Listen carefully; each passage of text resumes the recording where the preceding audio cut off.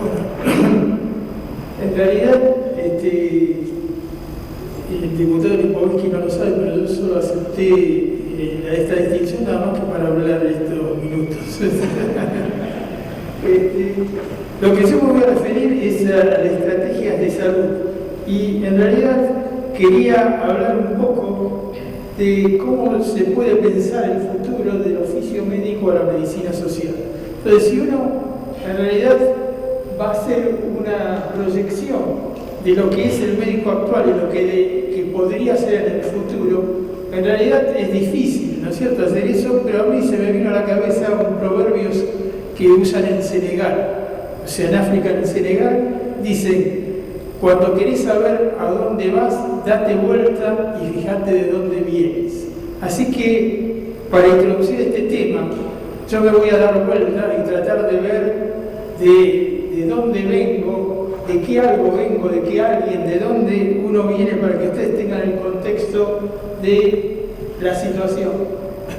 En mi niñez y adolescencia, digamos, yo viajaba en tranvía, o sea, hasta los 21 años viajé en tranvía, iba a hacer la colimba al ministerio en tranvía, y el tranvía era el medio de comunicación más común. Muchos de ustedes no lo deben haber visto nunca, o lo deben haber visto en el recorrido ese histórico que tuvieron que traerlo de Europa porque no había más ningún tranvía en Argentina. Y no veía televisión, porque hasta los 10 años no existía la televisión, y también cuando quería prender la radio para escuchar la carrera de Fangio tenía que esperar 5 minutos que se calentaran las válvulas porque lo que había era radio válvula. Solo al comienzo de los 60 apareció la Spica, que fue una gran revolución, la radio a transitores pequeñas que no se podía poner en el oído. La Spica fue una revolución, fue tanto esa revolución como la minifalda de la época de los comienzos de los 60 que cambió las costumbres.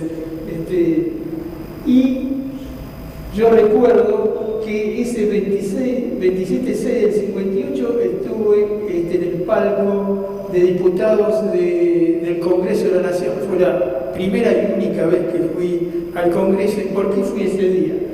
¿Por qué sé que fue ese día? Porque se discutía la derogación de la ley 4144 de residencia, que era la ley que Miguel Gané, nuestro conocido de Juvenilia, en 1902 hizo aprobar en el gobierno de Roca para poder echar sin juicio, y cuando estaba el estado de juicio, estado de sitio, a los anarquistas o socialistas que venían de Europa, lo enviaban de vuelta.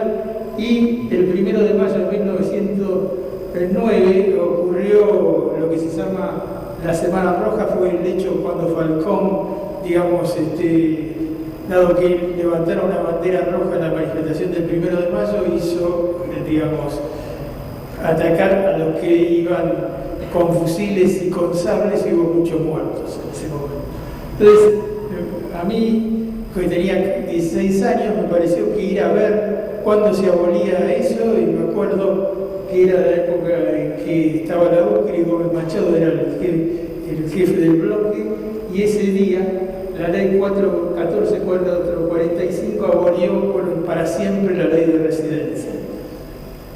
Y otra cosa de mi época es, pocos meses después, yo estaba ahí atrás, cerca de la Plaza Lorea, en una manifestación entre laica y libre, que fue en 1958 cuando se aprobó, digamos, la ley Domingo Arena, que aprobó que las universidades privadas pudieran dar títulos sin pasar por examen de las públicas. Y, digamos, fíjense, 16 años, 17 años, yo ya había, a los 14 o 15 años, pasado por la Casa del Pueblo y comprado, quería conocer a Marx, y compré un libro de los que estaban quemados en la Casa del Pueblo, que estaban un poco tostadas las hojas, que era El Capital de Marx traducido por Justo. Y quería entender a Marx y empecé leyendo El Capital a los 14 o 15 años. Ustedes se pueden imaginar que todavía trato de entender El Capital después de eso, pero empecé. Pero al mismo tiempo un compañero me dio una novela que me resultó espectacular, una novela de Jacques London, ¿se acuerdan? Colmillo Blanco, eso, que se llamaba El Talón de Hierro. Y El Talón de Hierro era una descripción de la lucha de clases en Estados Unidos, escrito en 1907, con una masacre final en la que él llamaba la Comuna de Chicago. 1907, digamos, vislumbraba lo que era el fascismo que va a aparecer 30 años después entre las dos guerras. London murió antes de la Primera Guerra, así que no, pero me impresionó mucho más la novela que poder entender a Marx a los 14 o 15 años. En el 20 de junio del 73, ustedes recuerdan, volvió Perón y se lo esperaba en el puente Ezeiza. Yo estaba ya en la unidad, digamos, yo ya había pasado la década del 60, la primera mitad hice la universidad, hice la facultad, la segunda mitad hice mi residencia en clínica médica en el CENIC. Por eso yo digo que no soy cardiólogo, sigo diciendo que no soy cardiólogo, porque yo fui clínico. Y al final de esa época ya estaba en la unidad coronaria desarrollando la segunda unidad coronaria, que era la del hospital italiano, y alguien me pidió, sabiendo que yo no era peronista en esa época, yo era un marxista convencido, me pidieron que fuera a recibir a Perón, que había tenido un infarto el 20 de junio del 73, así que yo estuve con la ambulancia del Argerich y con el cirujano encima del puente Ezeiza, en el medio del tiroteo. O sea que, digamos, en esa época, digamos, las cosas eran duras. Al mismo tiempo, en septiembre del 74, en el Hotel Sheraton se hace el 7º Congreso Mundial de Cardiología, y en esa época, como decía Carlos, nosotros habíamos diseñado estas cosas, era un catéter doblado que mi padre había hecho, digamos, mi padre que no había terminado el primario era un brillante desarrollador de ideas, y como decía Carlos, esos aparatos infernales que se nos había ocurrido al principio de la unidad coronaria, los hacía él. Y esa es la manera de cuando lo publicamos, cómo hacíamos, y hacíamos un catéter que permitía ponerlo nada más que con el electrocardiógrafo. En esa época se produce el golpe militar. Cuando se produce el golpe militar, René Salamanca, que era el secretario general del ESMATA Córdoba, digamos, 2 días antes, publica lo que es el llamado a sus compañeros, y donde dice que a pesar de que Isabel no se equivoque, igual había que apoyar el proceso contra el golpe, porque el golpe, tanto sea de un lado o del otro, yanqui o no, tenía un solo camino para la Argentina. Fíjense lo que él dijo 2 días antes, ¿no? Superexplotación popular, dictadura terrorista, entrega de la riqueza nacional y más hambre para los sectores populares. Desgraciadamente no se equivocó, desapareció la noche previa del 24 de marzo, y sus compañeros de Lica Renault, digamos, dejaron, como él había planificado, dejaron de trabajar, fueron los únicos que se opusieron al golpe. Y si ustedes habrán leído al Papa Francisco hace unos meses, citó diciendo que, digamos, el partido que representaba a Salamanca, que era el PCR, era el único que se había opuesto activamente a la dictadura. En esa época, cuando se produce el golpe, yo ya tenía conexiones, recibía, y en ese momento me dijeron si quería integrar una célula, comienzo después del 24 de marzo, y no tuve que pensarlo mucho, porque en realidad yo me sentía y era marxista, y eran tiempos oscuros, así que no se me ocurrió pensarlo, no fue nada de loco, pero hubo médicos que establecieron una célula clandestina, éramos un grupo de médicos que nos reuníamos, que repartíamos el periódico, que de los socavones de la dictadura en esa época, digamos, contribuimos, por ejemplo, en el apoyo a la Iglesia para impedir la lucha fratricida con Chile por el Beagle, y el resto de las cosas que todos ustedes conocen.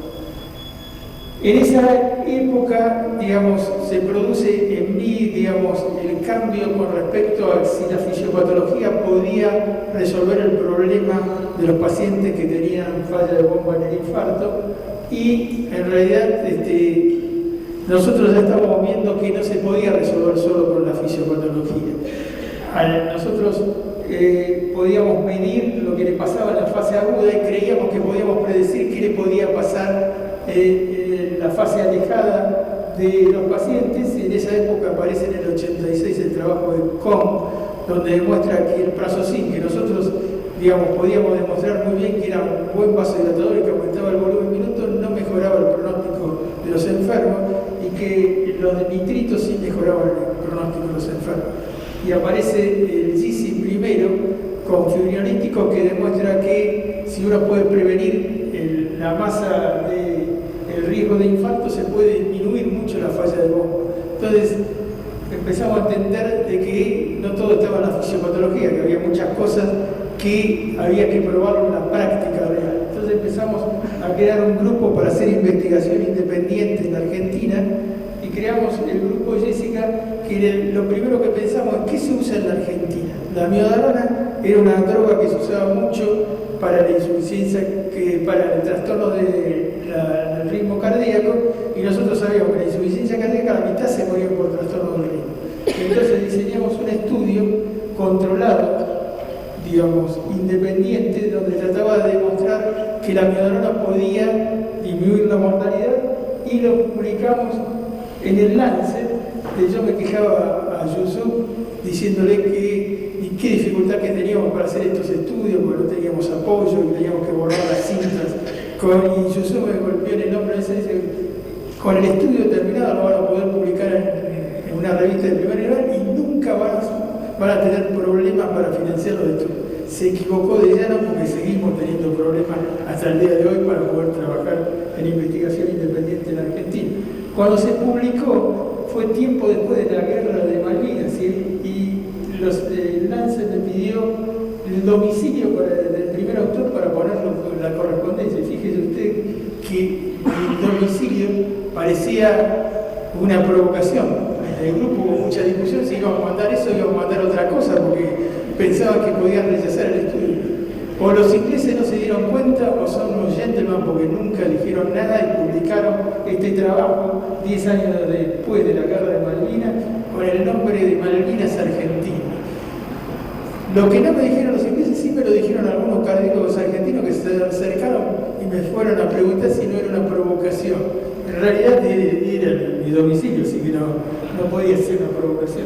Demostramos que disminuía la mortalidad los pacientes con insuficiencia cardíaca, pero después nos dimos cuenta en el análisis de los estudios que en realidad disminuía la mortalidad en los que tenían arritmia y en los que no tenían arritmia. Y además disminuía la mortalidad más en los que estaban taquicárdigos. Entonces nuestra hipótesis cambió y dijimos: la amiodarona tiene efecto frenador simpático. Puede tenerlo o no, y eso después se comprobó con los betabloqueantes, que frenan y que disminuyó la mortalidad, y también con los cardiodefibriladores, que también la disminución de la arritmia disminuye la mortalidad. Hicimos algunas otras cosas en esta época. Esta es la época que Carlos define, donde, después del proceso militar y después de Alfonsín, en la época de Alfonsín, la idea, yo traté de desarrollar en el hospital italiano, la medicina general o medicina familiar, y le propuse a Belgrasi, que desgraciadamente me enteré hoy que hoy falleció, sí, me lo acaban de decir. Y él se interesó en esto. Él era el director del hospital y nos propuso que lo hiciéramos como un prototipo para ver si se podía mejorar la atención médica del plan de salud, que después se estableció en el resto del plan. En esa época yo estaba en eso, estaba organizando la asociación médica gremial y mutual del hospital, que consiguió muchas cosas, y estábamos desarrollando estudios de intervención como este. Por ejemplo, si llamar por teléfono a los pacientes con insuficiencia cardíaca disminuye la mortalidad y la reinternación, y sí, lo disminuye. Así que cuando lo probamos y lo publicamos en el BITIS, yo me acerqué al PAMI en esa época diciéndole que nosotros le podíamos ofrecer, todo este servicio si ellos ponían una central telefónica. La causa primera de internación de los pacientes padres es insuficiencia cardíaca, o sea que se podía disminuir, no solo mejorar a la gente, sino disminuir el gasto que tenían, porque el gasto de internación es mucho más caro que tratar a los pacientes. Lo que me propusieron, no voy a decir quién estaba ahí, pero uno que estaba muy cerca nos propuso que nosotros hiciéramos una empresa y que hiciéramos la compañía telefónica y que de esa manera sí, pero si nosotros le brindamos gratis el know-how y nos íbamos a preparar a la cosa, eso no le interesaba. Así que pero en una provincia de Canadá nos pidieron la información y desarrollaron el sistema. En la Argentina, que nosotros hicimos el trabajo, no pudimos desarrollar nada. Pero bueno, la Argentina tiene esas cosas. Después hicimos otros trabajos como el del Omega, que fue negativo para la fibrilación, pero que nos permitió cerrar una etapa, y en esa oportunidad pudimos trabajar con el grupo de Gianni Tonioli de Italia y con Harvard de Estados Unidos, y ellos consiguieron la financiación. Pero nunca conseguimos financiación de la Argentina, nunca tuvimos un peso de la Argentina para hacer. Y ahora quiero entrar un poco en el problema. Una de las cosas que se dice es que qué bien que el mundo moderno disminuyó la mortalidad infantil. Y entonces, para decir qué pasó en el año 2000, se dice que hubo 10 millones de muertos en 130 millones de nacimientos, y se lo compara con qué hubiera pasado en el 1900 si hubiéramos estado en 1900 y no en el 2000, si hubieran muerto 3 veces más, 30 millones. Pero hay cosas que se dicen y se dicen la mitad. La otra mitad que yo podría decir es que si la tasa de muerte de todo el mundo fuera igual que la de Europa Occidental del año 2000, habría 1 millón de muertos. O sea, es cierto que avanzamos con el año 900 al 2000, hay 3 veces más, pero todavía hay 10 veces más de muertes evitables por mortalidad infantil, porque en el resto del mundo no tienen la tasa de mortalidad infantil de Europa. Así que todavía necesitamos mucho para disminuir la mortalidad infantil. Esto, en nuestro grupo de Jessica, el doctor Macchia hizo esto para saber qué había pasado entre el año 2000 y el 2001 con la mortalidad en personas de menos de 75 años, porque al final todos se mueren, entonces suponemos mortalidad prematura. ¿Y con qué lo comparó? Lo comparó con, en la Argentina, está dividido en 513 distritos donde se saben las necesidades básicas insatisfechas. Entonces el porcentaje de cualquier necesidad básica insatisfecha diferencia los distintos distritos. Entonces se pueden diferenciar 5 quintilos de los distritos que tienen las menos necesidades básicas insatisfechas, que es la de abajo, al 20% del más alto, que es el de arriba, y cuál era la mortalidad y cómo evolucionó la mortalidad en este periodo del 2000 al 2011. Y lo que se ve, si bien hay una tendencia de disminuir, los que más se beneficiaron fueron el quintilo, que tenía muy pocas necesidades básicas insatisfechas. Y ustedes ven que el quintilo superior, si bien disminuyó algo, se mantuvo mucho más amplio, y en realidad las diferencias de mortalidad por quintilo de las necesidades se expandieron en el curso de los años. Ya que, voy a mostrar algunos de los indicadores de la ciudad de Buenos Aires en los últimos 12 años. Por ejemplo, del año 2013 al 2014, si uno ve las encuestas anuales de hogares y hace este gráfico, se da cuenta que propiedad de vivienda en el año 2012 era el 64% de las familias tenían propiedad de vivienda, o sea, 2 de cada 3. Y termina en el 2014, 54, o sea que hubo un descenso paulatino. Al mismo tiempo, la ciudad de Buenos Aires tuvo, mejor educación en su población. De educación terciaria, que era 24%, subió a 34,3%. Y la asistencia en el sistema público de la ciudad de Buenos Aires bajó. Y ustedes podían ver que la gestión de Macri, que empieza en ese momento, no se cambia ninguna, o sea que estas son tendencias sociales que vienen de atrás y que demuestran que esto, se sigue existiendo. O sea, uno podría decir, la propiedad de la vivienda de 2 de cada 3 bajó a casi 1 de cada 2. La educación superior subió de 1 de cada 4 a 1 de cada 3 en esos 10 años. Y la atención de salud bajó un 30% en el sistema público, del 24,8 al 18,8. La ciudad de Buenos Aires tiene 15 comunas y no es una ciudad única, es una sociedad bastante dividida. Lo que ustedes pueden ver ahí es las 15 comunas, la mortalidad infantil, no por orden de comunas, sino por la que tiene mayor mortalidad, 11,1, a la que tiene menos que 5.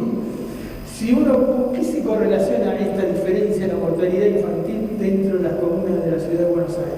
Si uno pone el ingreso per cápita per familia en la cava, encuentra que en el sur, digamos, la diferencia es mucha mortalidad, poco ingreso por familia per cápita. En el norte es al revés. Y uno ve que la mortalidad infantil aumenta 2,2 veces y el ingreso de familia cae 2 veces en el sur con respecto al norte. O sea que la ciudad de Buenos Aires son varias ciudades de Buenos Aires. No hay ciudades. Y esto tiene SR², significa que el grado de asociación de la mortalidad infantil, por lo menos la mitad de la asociación se debe al ingreso de la familia. Entonces, el punto es, uno quiere ir a prevenir. ¿Y prevenir qué es? Es hacer screening a todos los pacientes para buscar la enfermedad prematura y tratarlo antes. Eso es prevenir. Si uno ve este metaanálisis publicado por Ioannidis hace muy poquito, uno ve que si bien hay, digamos, 6 enfermedades y 11 sistemas para prevenir, uno ve que la mortalidad total prácticamente no cambia. O sea, uno gasta mucho dinero en prevención, entre comillas, la gente cree que se previene porque hace todos estos procedimientos y en realidad la mortalidad global no cambia tanto. ¿Por qué? Porque la mortalidad global depende de la situación que pasa. En general los médicos tratamos al huésped. Por ejemplo, al que fuma, le decimos, usted fuma, ¿por qué no deja de fumar? No tiene voluntad de dejar de fumar. Tratamos al huésped, pero nunca discutimos si no hay que regular a las corporaciones, que son los que producen los cigarrillos. O sea, la gente fuma, pero se pone adicta, porque el cigarrillo es una adicción. Por lo tanto, tratar que deje de fumar es un problema, es tratar una adicción de un tóxico que es mortal, ¿no? En realidad, algunos como Jagger definen que una nueva categoría que es la enfermedad de las corporaciones, que son los que los consumidores, trabajadores residentes, están expuestos a productos o procesos de la actividad de las corporaciones. Y uno podría entonces cambiar el esquema clásico de salud pública y decir que la era de las corporaciones, por ejemplo, tomando el cigarrillo es un agente adictivo por la nicotina y es tóxico por el alquitrán. Que existe un vector, igual que la vinchuca, pero en este caso el vector son las corporaciones que hacen el cigarrillo. Que existe un medio, sí, porque ¿qué nos vende problemas sobre el cigarrillo? Que hemos vencido al cigarrillo, que en este nuevo milenio el cigarrillo se va a morir.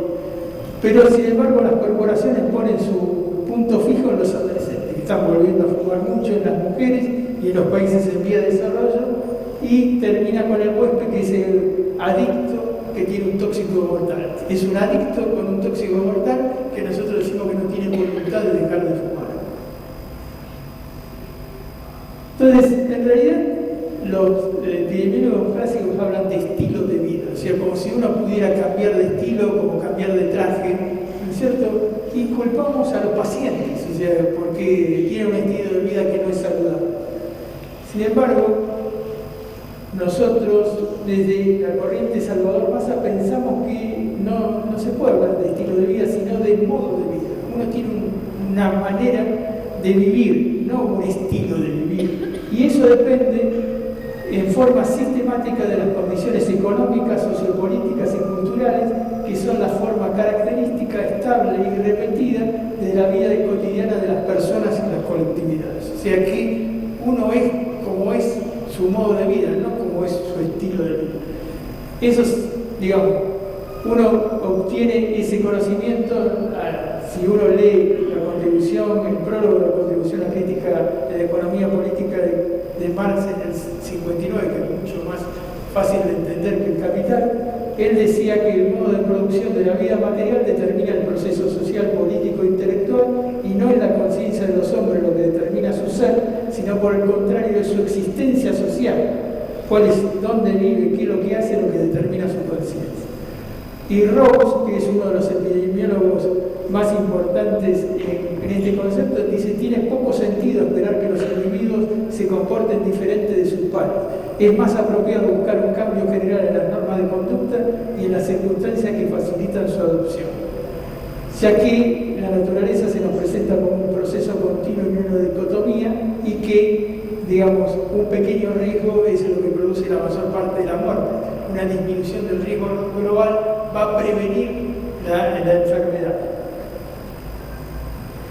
Bueno, ya muchos autores hablan de lo que se llama epidemia industrial, ¿no?, que emerge de la comercialización de los productos que potencialmente pueden dañar la salud, como es digamos, el cigarrillo. El cigarrillo es el peor droga adictiva. Sin embargo, nos ocupamos de las otras drogas, que por supuesto hay que ocuparse, y del cigarrillo damos vuelta a la cabeza. Lo que dice la gente que conoce el tema es que los epidemiólogos y los agentes del Estado no deberían reunirse con las corporaciones, porque las corporaciones tienen una sola finalidad: aumentar las ganancias. Y para eso tienen que persuadir, por ejemplo, las corporaciones de alimentos, que la gente coma más o incrementar sus márgenes de ganancia. Por lo tanto, nunca van a aconsejar que la gente coma menos o coma más saludablemente, porque contradice el modelo de negocio de las compañías de alimentos, que son los alimentos procesados más baratos que casi todos nosotros comemos. Para introducirnos en el tema, decimos: las enfermedades crónicas producen 35 millones de muertes, el 60% de la muerte, pero el 80% ocurre en los países como el nuestro, de ingresos bajos y medios. Es mentira que se mueren los que estamos hablando. El 80% que se mueren viven en países como la Argentina o más bajos, pero son bajos y medios.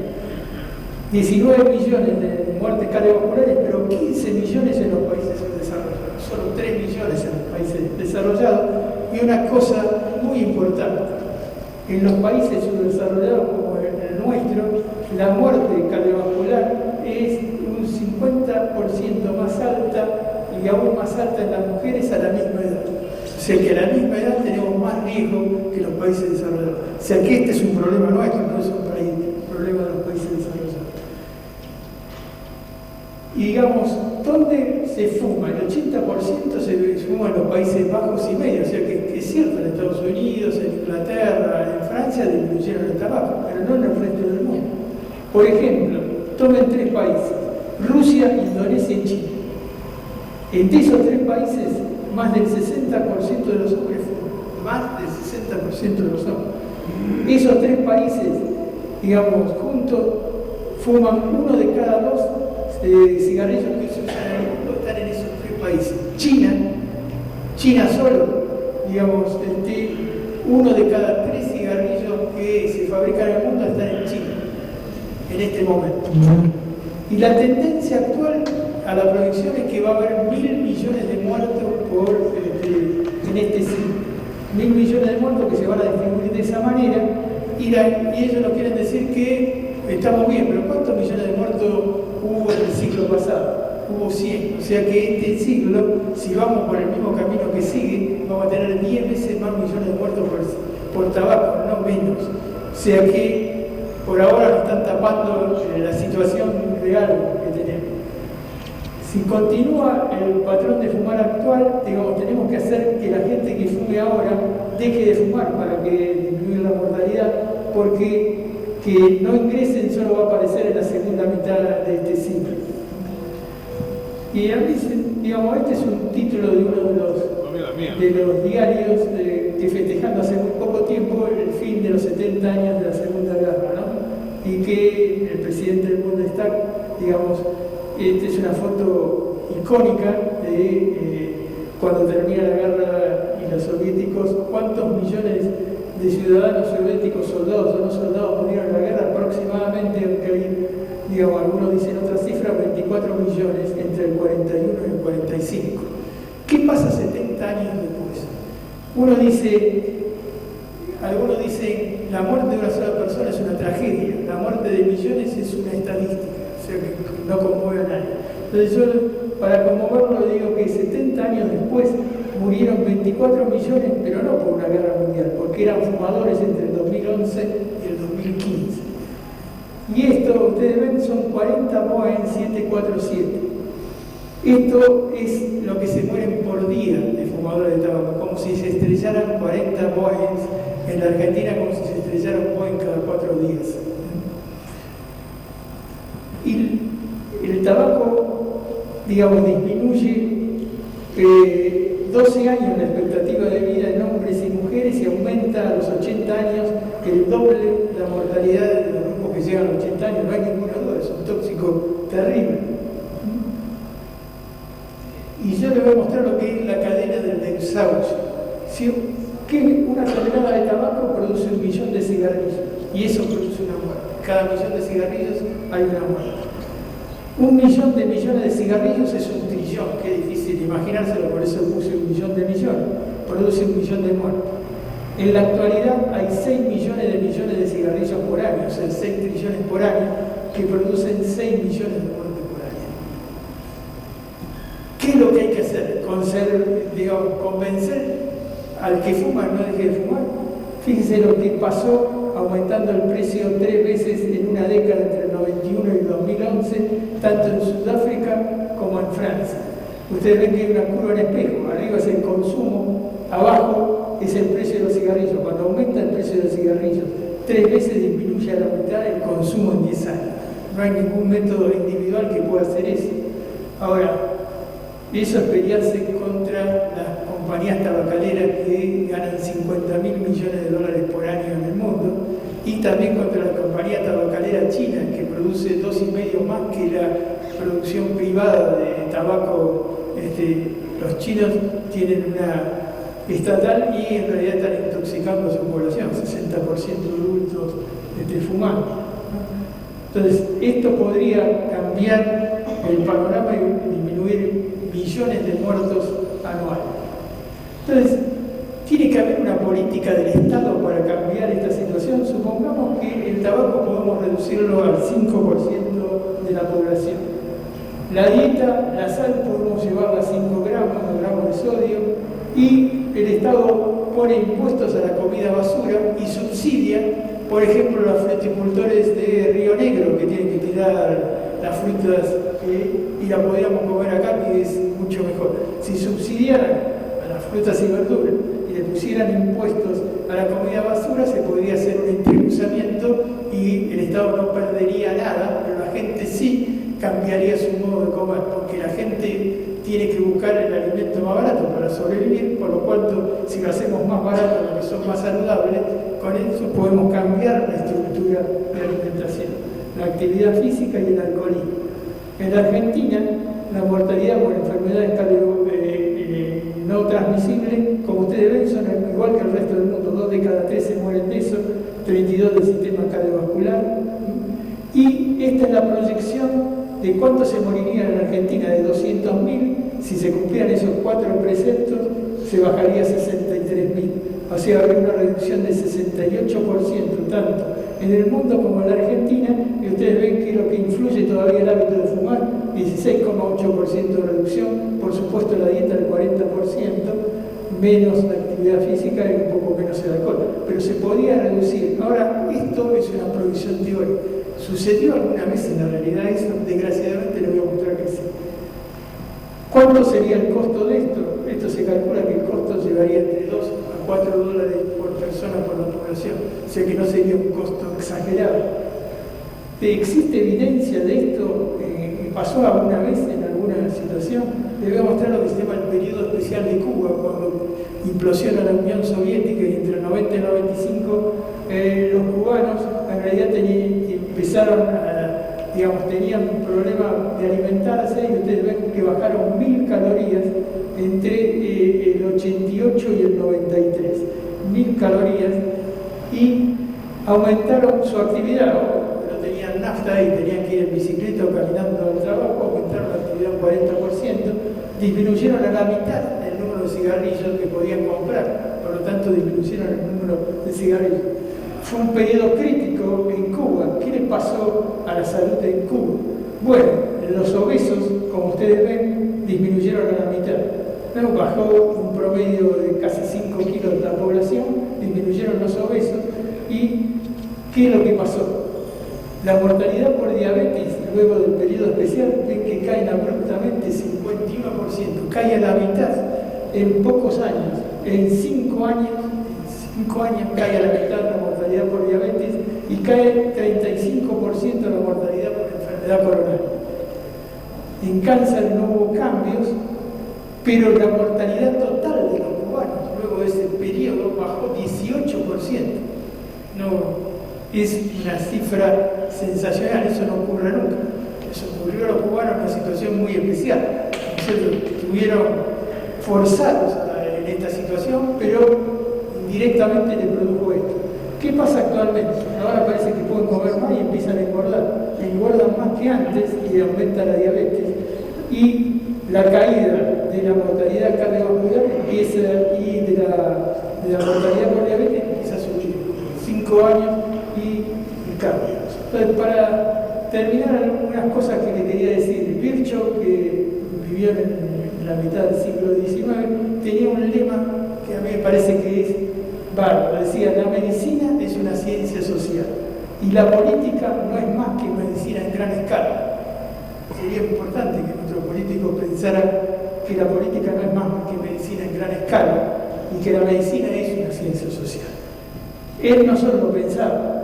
En la Revolución del 48 en Berlín, en esta carta que le manda a su padre, le cuenta que estuvo en una de las barricadas de Berlín, era el profesor del Hospital de la Charité, tenía 27 años, entonces era muy reconocido en la época, y él le dice: a menudo me he engañado con la gente, pero todavía no con la época. Como resultado, ahora tengo la ventaja de ya no ser una persona parcial, sino completa, y mi credo médico coincide con mi credo político y social.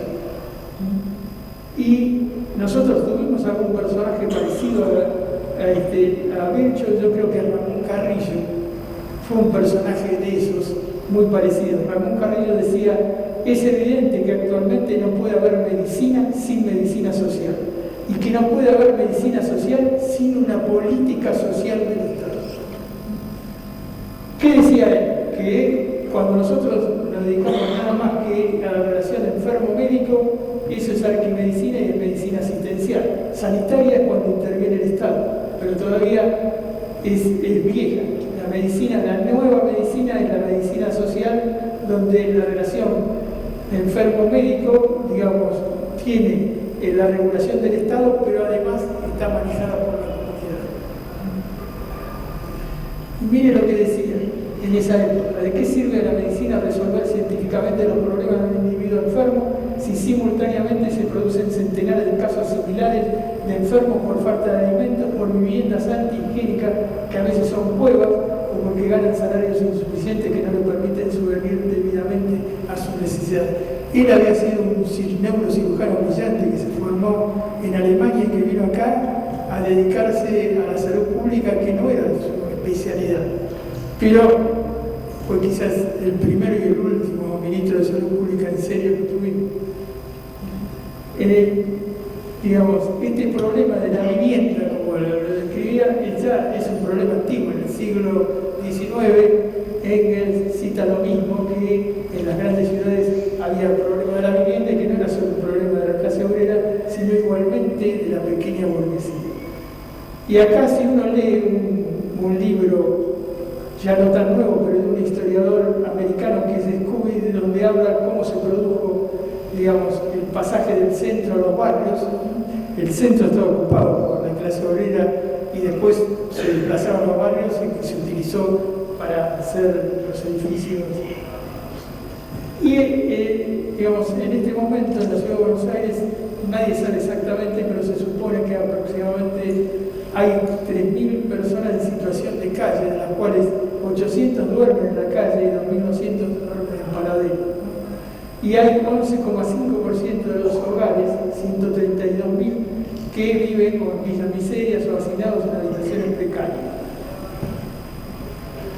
Si la respuesta es construir nuevas viviendas, habría que llamarlas sociales, porque va a ser imposible financiarlo con un sistema privado, que necesitarían la ayuda del Estado, y esto es una ciudad colapsada en la infraestructura de sus servicios públicos, y eso haría mucho más compleja. No habría ninguna otra solución. Uno dice, ¿cuántas casas desocupadas hay en la ciudad de Buenos Aires? Si uno ve la publicación que salió en 2012 del Censo Nacional de Población, Hogares y Viviendas, sabe que los casi 3 millones de personas de la ciudad de Buenos Aires, 1.425.000 viviendas son censadas, pero hay 340.000 que están deshabitadas. O sea, casi una de cada 4, y esta es la proporción de los distintos barrios, están deshabitadas. Y de esa proporción, en lo que está en celeste, hay 6,3% que son irrecuperables, pero hay un 5,3% que son recuperables de ese 11,5%. Y en realidad hay 2 veces y medio más de viviendas desocupadas que las que se necesitarían para que todos pudieran vivir una vivienda digna, como dice la Comisión de Determinantes Sociales de la Organización Mundial de la Salud, donde dice que para evitar la alta carga de enfermedades, lo importante, y muerte prematura, que lo importante son las condiciones inmediatas y estructurales en las cuales la gente nace, crece, vive, trabaja y envejece. Y quizás, como se hizo en muchos países de Europa, en Inglaterra, en Francia, en Alemania, habría que tener un censo de viviendas deshabitadas. En lugares como Alemania le ponen un impuesto incremental si no la arreglan y la ponen en alquiler, porque en realidad vivir en una vivienda saludable hace que la gente viva más tiempo, mejor y más tiempo. Carrizo tenía una idea clara de lo que era un plan de salud. Él decía que la salud dependía de las condiciones de vida y de trabajo, de la preocupación preventiva del Estado y de las condiciones de la asistencia en salud. Por eso él entendía que las medidas debían ser integrales, que se debería diseñar un plan de salud que comprendiera tanto las medidas asistenciales como las preventivas y las sociales. Pensaba que el programa de atención médica debía estar integrado en el plan de salud previa adaptación a las condiciones particulares del país y su sociedad. Carrillo, en esos 8 años, creó 230 establecimientos sanitarios, 50 institutos de especialidad, 3.000 centros de salud que en esa época se llamaban dispensarios, que ahora llamaríamos APS, y creó la primera fábrica nacional de medicamentos, que es el EMESTA. Y fíjense que cuando él tomó el ministerio había 66.000 camas, y cuando él se fue había 134.000 camas. Bueno, él fue el ministro de Salud, ¿no? ¿Qué pasa en Argentina con los costos de salud? Digamos, el costo de salud en Argentina es el más alto de Latinoamérica. Gastamos mucho en medicamentos. Uruguay es el único que está cerca. Brasil y Chile y los demás están más lejos. O sea que nosotros gastamos más en salud que el resto de los países de América Latina. ¿Quién gasta en salud? El Estado. El Estado gasta solo el 20% en salud, 2% del Producto Bruto Interno. Las obras sociales, los seguros preventivos compulsivos de salud, el 30%, 3%. Pero ¿quién gasta en salud? La gente. La gente pone el 50% del gasto en salud, le pone la gente de su bolsillo. O sea, si ustedes ven, digamos, dedicamos 10% del Producto Bruto Interno, pero el 5% lo pone la gente de su bolsillo. El Estado pone solo 2 veces y medio menos, o sea, el 2%. Pero además, por la distribución que tenemos, digamos, a los sectores medios y bajos se tiene menos cantidad de Producto Bruto en sus sectores que en los altos, o sea que reciben menos asistencia en salud. De los nacionales, el Estado parece una cáscara vacía, porque solo gasta el 0,3%, solo del 2%, la mayor parte lo gastan las provincias. Y las obras sociales se reparten entre nacionales y las otras 2 partes que son los provinciales y el sistema de salud.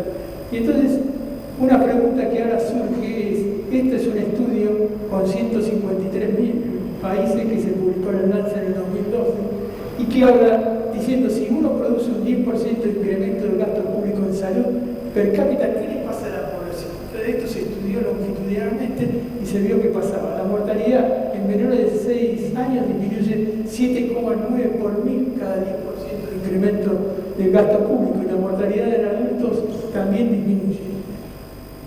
¿Qué pasa si aumentamos el 10% del incremento del gasto de seguridad paga. La mortalidad en ninguna localidad tiene ningún efecto. ¿Por qué? Porque muy probablemente es la gente que está en mejor situación y es la que menos efecto podría tener. Pero, ¿qué pasaría si la gente tiene que aumentar el 10% del gasto de bolsillo? Lo que se produce es que aumenta la mortalidad. Cuando la gente tiene que gastar más de su bolsillo, deja de comer o deja de hacer algunas otras cosas y hace que se muera más. O sea que aumentar la salud del bolsillo de la gente implica aumentar el riesgo de la mortalidad de las personas que tienen que pagar. Entonces, una de las preguntas que uno se hace es, en general se dice el Producto Bruto Interno aumenta y eso se desparrama en la salud, ¿no es cierto? Sin embargo, lo que estudiaron, esto todavía no estaba online en el Lancet, pero este grupo estudió 89 países medianos y medios para saber qué pasa con ese criterio. ¿El Producto Bruto aumenta la salud? ¿Hay que aumentar los impuestos? ¿Qué tipo de impuestos? Esas preguntas, lo primero que uno ve es que si se aumenta la tasa de impuestos, la cantidad absoluta de impuestos que entra al Estado, aumenta el gasto en salud pública y la correlación es altísima, 0,83. O sea que hay una relación bastante alta. La segunda pregunta es, ¿aumenta lo mismo si hubiera aumentado el Producto Bruto Interno? No los impuestos, sino el Producto Bruto Interno. En realidad, con el aumento del Producto Bruto Interno de $100 per cápita, casi no aumenta el gasto en salud, aumenta más que el gasto en salud pública, y el ingreso por impuestos aumenta casi $10 el gasto en salud pública. O sea que no es lo mismo que aumente el Producto Bruto que aumente los impuestos. Ahora, ¿qué tipo de impuestos? ¿No?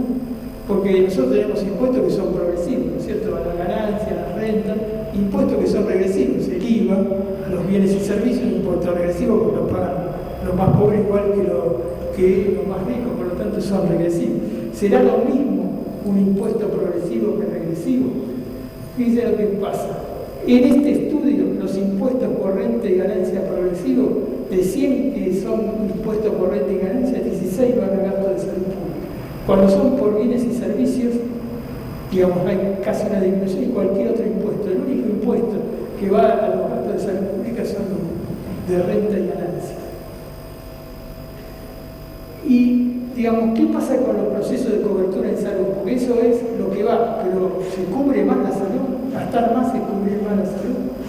Ustedes ven, si aumenta $100 por ingreso de impuestos, aumenta $100 el Producto Bruto Interno de ese país, no aumenta nada la cobertura prenatal, la atención de los recién nacidos, la cobertura de salud, por el aumento puro del Producto Bruto Interno. No se desparrama el aumento del Producto Bruto Interno a los que lo necesitan. Pero si se aumenta el ingreso por impuestos, ustedes ven que aumenta la cobertura prenatal, la atención de los recién nacidos y la cobertura en salud. ¿Y qué pasa con la mortalidad? Fíjense qué pasa con la mortalidad cuando los impuestos son en bienes y servicios. Aumenta la mortalidad neonatal, la postnatal y la mortalidad de menos de 5 años. O sea que los impuestos regresivos no son inocuos, o sea, digamos, son contraproducentes para la salud pública. Las conclusiones de este estudio son apasionantes porque dice el incremento por impuestos aumenta el gasto de salud público y no el privado cuando son impuestos a la renta y a la ganancia del capital. El solo aumento proporciona al ingreso del Producto Bruto no aumenta el gasto de salud pública y sí en pequeña medida el privado. El aumento en el ingreso de impuestos a la renta y a la ganancia del capital incrementa la cobertura prenatal, la atención del recién nacido y la cobertura de salud. Y el aumento regresivo en los impuestos en bienes y servicios incrementa la mortalidad. En esos 89 países, la Argentina está en el puesto tercero, detrás de Rumania y Hungría, en impuestos indirectos. O sea que tenemos mucho para hacer porque estamos en el top de los impuestos regresivos. ¿Qué pasa en la ciudad de Buenos Aires sobre la cobertura en salud? Ustedes ven que 17% es el total, pero en el sur 31% se obtiene en el sistema público, en el norte 4,1%. O sea que hay una disminución de alrededor de 8 veces en el sur. ¿Qué pasa con los sistemas de obras sociales? Son muy parejos, aunque disminuyen en el norte. ¿Qué pasa del gasto total en salud? Fíjense que es completamente distinto. Vivir en el norte gasta 60% del gasto en salud el bolsillo 4 por 1. Vivir en el sur gasta 20% en las prepagas y 32%. O sea que la sociedad, nuestra ciudad es completamente desigual en la asistencia de salud si usted vive en el sur, en el centro o en el norte.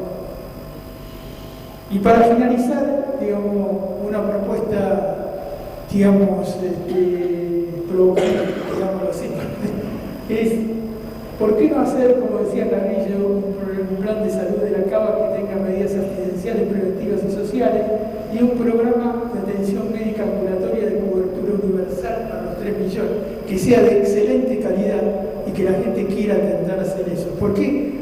Porque, digamos, la Ciudad de Buenos Aires tiene hospitales públicos abiertos, tiene, digamos, los eventos de emergencia abiertos, pero no tiene la capacidad todavía de cubrir, digamos, a toda la población de Buenos Aires en medicina ambulatoria. El cálculo estimativo es que se necesitarían 41 pesos para cada una de las personas, los 3 millones, y que serían alrededor de 1.500 millones por año. ¿Para qué? Para tener una atención de primer nivel, mejor que la atención que tenemos en los distintos sistemas, con un médico generalista de familia o pediatra de cargo, con una enfermera asistencial que pueda tomar la presión y no necesitar al médico, controlar la diabetes, con 2 trabajadores de salud comunitaria que fueran a la casa para hacer prevención y con especialistas de alta demanda. Mi idea, o la idea de nuestro grupo, es que un médico generalista no debería ganar menos de 30.000 pesos para hacer este trabajo. Tendría que haber 2.500, igual que 2.500 enfermeras asistenciales, 5.000 agentes comunitarios, 125 especialistas y 250 coordinadores, son 124 millones por mes, o sea, 1.500 por año. Y la propuesta es que este sería un sistema de mejor calidad para los médicos generalistas. Podrían trabajar 8 días, 40 horas por semana, tener una enfermera asistencial y un trabajador de prevención comunitaria que trabajarían en grupo, tendrían 6 horas por día, 4 días por la semana de atención directa al paciente, tendrían 6 horas por día, 1 día por semana, con consultas con el especialista que estando presente el generalista y haciendo la educación en servicio, que es lo que Tajer y los demás dijeron que nosotros hicimos durante todos estos años, es educación en servicio, y tendría 10 horas protegidas por un coordinador para mejorar su atención. Creemos que eso sería asistencia de primer nivel para toda la población y que probablemente la gente que ya tiene otros sistemas querría ir al sistema público por primera vez, porque tendría un sistema de atención, digamos, el mejor posible. Y para finalizar diría, la sociedad, para los médicos deberían escribir en su bandera de cada cual según su capacidad, o sea, cada uno de los profesionales de salud debemos dar según nuestra capacidad y a cada cual según su necesidad, si pensamos que la asistencia y la medicina es un derecho y un bien social y no un bien comercializado. Bueno, muchas gracias por...